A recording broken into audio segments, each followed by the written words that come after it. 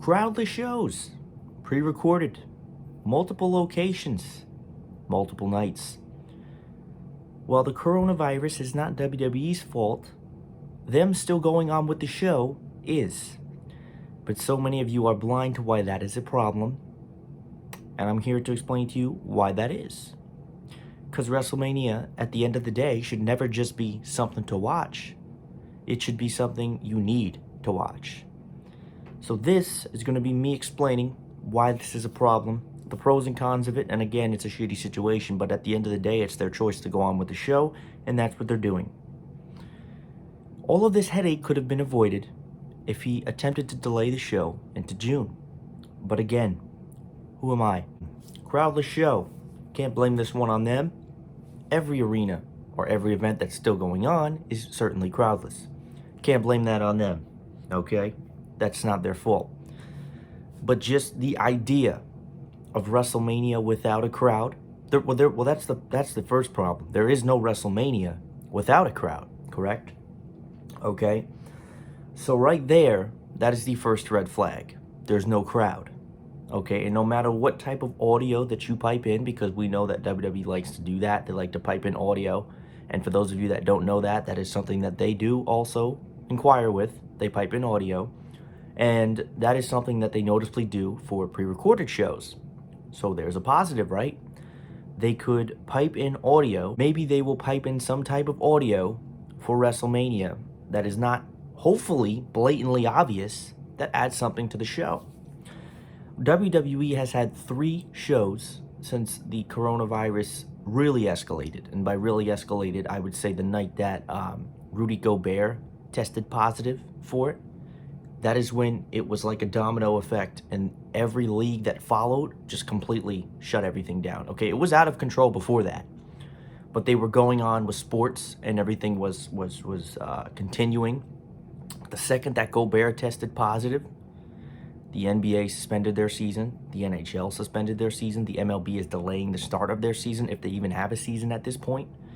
WWE announced that they will be crowdless. And I understand it from a commitment aspect of it. I really do give them credit for going on with the shows. I'm not saying WWE needs to be suspended. That's not my problem. My problem is the fact that they're going on with the biggest show of the year and nobody's going to be there to see it, okay?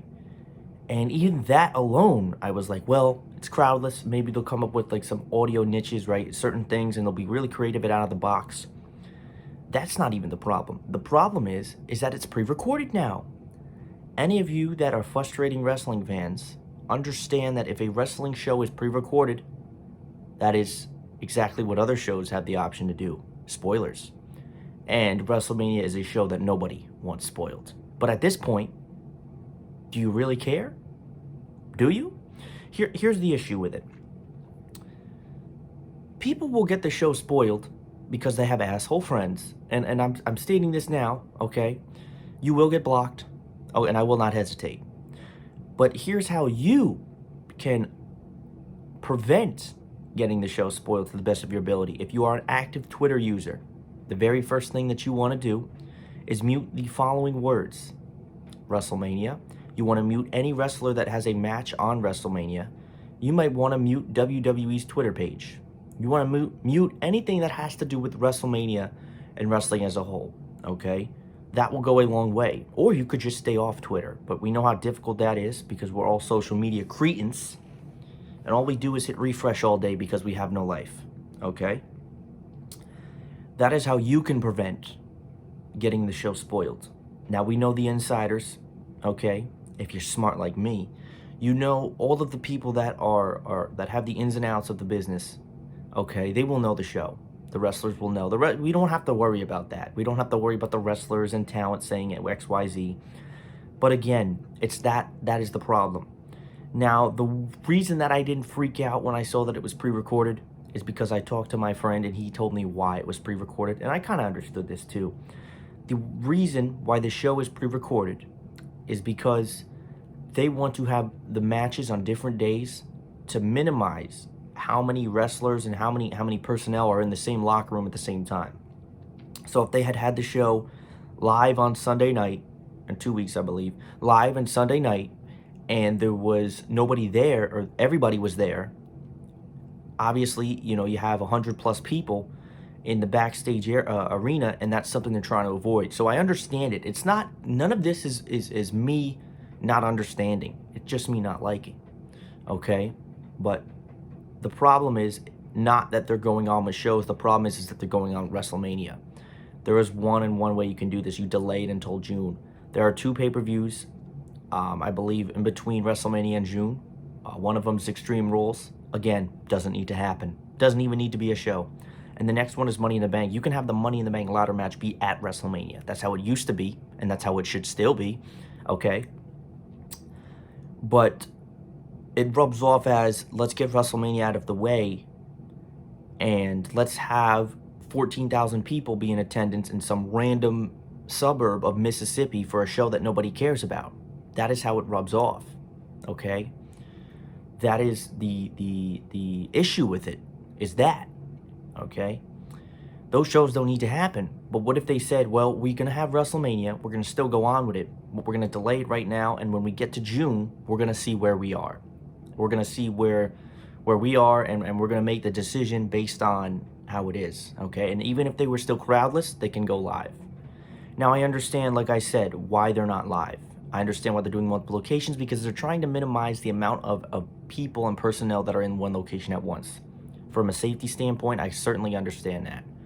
The pre-recorded one is the pill that's hard to swallow, because we know what comes with pre-recorded. A lot of times, WWE's pre-recorded shows are not organic. They don't feel right. They don't feel natural. And they don't feel... Not only that, I'm not even worried about the show being pre-recorded as it happened already. I'm worried about the spoilers, because I know how I am. I'm heavy on social media, and I know that even if I mute those words, there will be somebody that spoils it. I don't worry about my friends doing that, because they know me. They know how important it is to me. They won't do that, okay? But the problem is people on Twitter that have no regard for anybody else. I'm still going to review the show, okay? Because I know that when I review WrestleMania, this is actually my first WrestleMania review, and I'm actually probably going to get a lot of views off of it, because everybody's home and it's WrestleMania, and I've already started to build this platform, okay? So WrestleMania review is a must. Preview as well. But again, it's hard to do a preview and prediction show when this stuff has already happened, because I just have a feeling that there would be somebody that would snark their way into the comment section and ruin the whole card. So I may actually turn comments off for WrestleMania preview and predictions, because that's the right thing to do. I don't know exactly how I'm going to do it. If I was able to get through WrestleMania completely without anybody spoiling it, I'd give myself a pat on the back. It'd be one thing if a match gets spoiled, okay, because it's hard to have the whole show not be spoiled. But, it's just that is the fan standpoint of it. And it's just the worst part about it is that they're going on with the show, okay? We've heard the wrestlers say they shouldn't be going on with the show. We've heard, we've even heard some of the talent say, former talent say they shouldn't be going on with the show. It is not necessary right now. It's not. Because when people go back, they're going to say WrestleMania 36, oh yeah, that was the multiple occasions, that was the show, they could have delayed, didn't need to happen, okay? That's the problem with it, okay? Now, my other issue is with the shows of creativity. See, what they don't realize is that if you're going on with WrestleMania, the build shouldn't change. You can still have great build without having any of that. Now, some of the build's been decent, hasn't been completely awful, right? But for me, it's been just the lack of creativity they've demonstrated over the last 3 weeks. I know there's going to be less wrestling, but just the idea, the first SmackDown after Corona, they showed a full tag team men's elimination chamber match. I was like, all right, it's the first show, let's cut him some slack. Then Monday Night Raw comes, they show the whole men's Royal Rumble match. That was actually heavily favored. A lot of people liked that. I thought the men's Royal Rumble match was great. I don't need to see it twice, okay? It took up, I swear to God, it took up an hour and 10 minutes of the show. All right. Again, minimizing wrestling, I get it. But it's not necessary. AEW had one show. It was 2 hours long, and they kept you entertained. Luke Harper came out as the Exalted One. That was fantastic. And it ended with a boom when the drone coming out and Matt Hardy debuting in AEW. Okay? That is creativity. And they have no shows coming up. They just have regular AEW coming up. They're not building towards WrestleMania. So that's part of the issue also with that. That's just the way that I see it. Their creativity hasn't been there. You know, the wrestling, I'm not so really, I don't think that's required right now to have so much wrestling. I get it. But they're even saying that before the wrestlers enter the facility, they're all getting their body temperature tested. Now, yes, there are cases probably where you could have the virus and not have a fever, but from what I'm told, over 85% of the people that have the virus had some type of fever. So that is usually the number one red flag symptom. And, you know, I understand them taking the precautions. I understand the crowdless part of it, but it's just the fact the show is going on and it doesn't need to. WrestleMania 36 does need to happen, but it doesn't need to happen right now. I don't understand. WWE is always so rush, rush, rush, rush, rush, because now you have a chance to make history with all these matches you made. And now, you know, what happens when that Monday after comes and says, oh, okay, the show's over. You just completely threw away. You've had this show for 36 years. This is only your 36th one. WrestleMania is supposed to be important, and they're treating it as if it's just a regular show. And that's my problem with it, okay? You know, even them bringing in Rob Gronkowski, is that really necessary? I mean, I seen him walk out on SmackDown Friday, and I was like, all right. You know what I mean? Like, I don't need to, all right. But that has nothing to do with anything. It's just that fact that they're going on with the show now. And you look at all of the headaches that they're encountering along the way, and those are all preventable. You can say we're going to go on with WrestleMania, but right now is not a suitable time. We want the show to be we want the show to be the best that it possibly can be, and we know that by going on with it right now, it does not give it the chance to do so.